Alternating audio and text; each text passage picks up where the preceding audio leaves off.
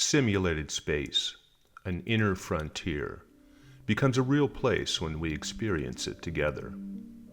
This is a voyage through Chandelier, a virtual world artwork that appears on the surface to be a visual and sculptural experience, but is also equally an enticement to travel through the virtual volume and experience the embedded sound sculpture within. Dear art experiencers of all abilities, it is with humility that I attempt to narrate a work of my art that was created for a visual and audiotypical audience. This is done with respect and curiosity, since for the moment I have a sensory range that matches the intended audience of my work. The provocation calling to retrofit work intended for differently abled sensory audiences, while fascinating to me, also calls into question my ability to make art for a state of experience that I do not live in or fully understand. The result will be one of my imagination, a translation of something familiar into a formation unfamiliar to me.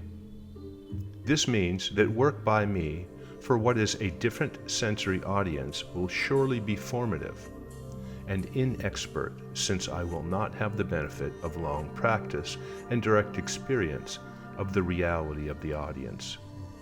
I beg your patience in advance for any incorrect assumptions and foolish notions you may encounter in the translation from my artwork Chandelier into what I can only assume is a format suitable for your experience. We live in a physical world full of dimensions, one of weight, texture, elasticity, varying densities of volume and space. The artwork Chandelier exists in a space synthesized by a computational device, such as a desktop computer, smartphone, or tablet, all of which will serve to experience my work.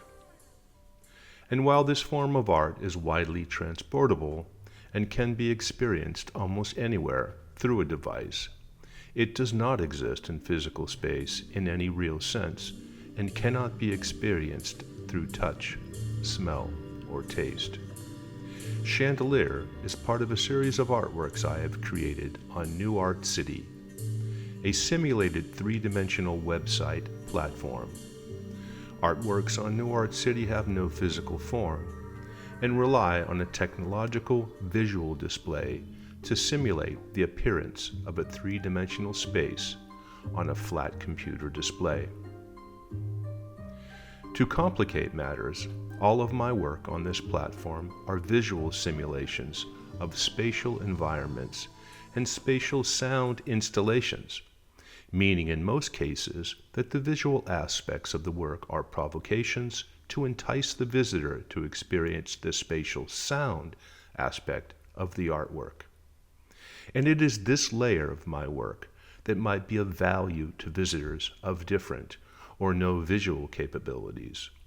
It is my hope that visitors might enjoy the spatial aspects of Chandelier through sound alone, just as visitors of differing hearing abilities might find the visual, spatial aspects of Chandelier interesting and art-flavored. What follows is a brief narrative art tour through Chandelier, an artwork by DC Spensley. Admittedly, the idea of a chandelier might not be of much use to someone without vision. A chandelier being a lighting instrument, solving for darkness by providing light. In this case, the reference to a chandelier is only a metaphor for the general shape and position of the sculptural object hanging in space, as a chandelier hangs in a room. Chandeliers are vaguely plant-like and often take on the form of plants with stems, leaves, and blossoms. The textures used here are smooth and metallic, and sometimes appear to be glass. There's some transparency involved, meaning objects behind the objects in the foreground appear in part through the volumes of the semi-transparent object. The scale of chandelier within virtual space is quite large, and the range of overall scale down to the minutiae available is also quite large, meaning that one can explore deeper into chandelier or pull back and experience the sweeping plant-like structures. Plant-like in that there are tendrils resembling stems of plants and other objects that might be blossoms.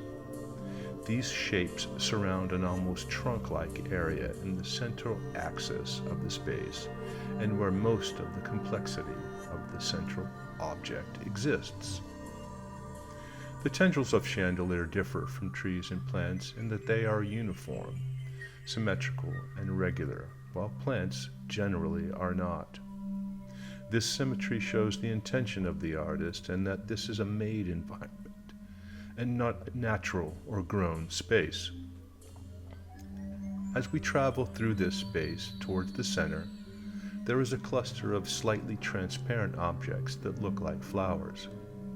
As you get closer to the center of chandelier, you will hear the sound environment change. And in fact, each of the sounds included in chandelier were made by my dear friend, composer Michael Cole, who is sadly no longer with us. I miss him very much. Michael's job here was to create 7 short but related musical pieces that might otherwise be layers in one song.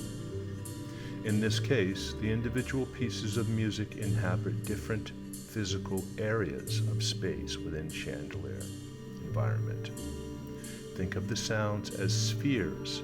In the center of each sphere, they are 100% loud as they can be.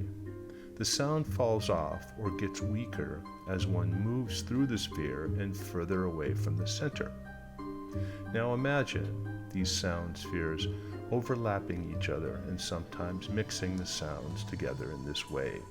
The idea here is for the person experiencing chandelier to also experience the overlap of the sound spheres, sometimes hearing a little more of this one and less of another, and sometimes experiencing multiple sounds at the same time and creating an ensemble musical experience specific to the visitor's unique travel through the space.